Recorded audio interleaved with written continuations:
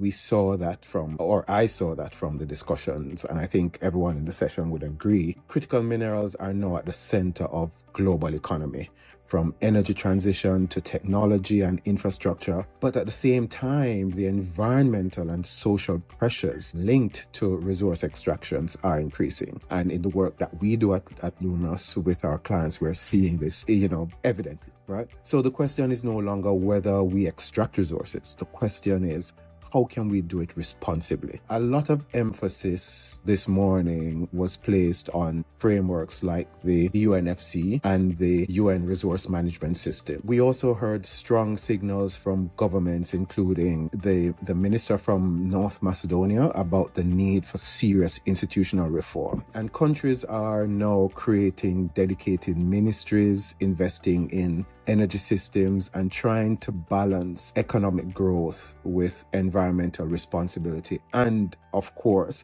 most importantly, community impact, because that's one of the other striking things that came out of this discussion, that a lot of these industries are being built and developed and implemented in communities, and these communities are not being considered fully. That was one of the things that the industry experts were saying. There's a disconnect between what companies are trying to do, what governments expect, and what communities demand.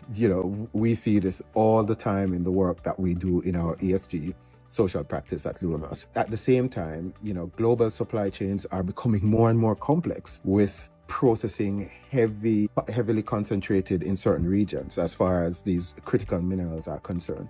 And perhaps the most important point raised was the fact that policy alone will not solve this, right? It needs partnership. It needs a more comprehensive and robust partnership framework to make this work. Projects take 10 to 12 years to develop. Capital is difficult in some cases to access at early stages. And the thing that we know, and that was evident from this discussion, is that without trust from communities, many projects simply do not move forward or even get off the ground. And it also means that collaboration is absolutely essential between governments, industry, investors, and communities. So my key takeaway from this morning's session are things like, we have the frameworks, we have the knowledge, but we now need practical action, better implementation methodologies, and much stronger partnerships to make sustainable resource management a reality.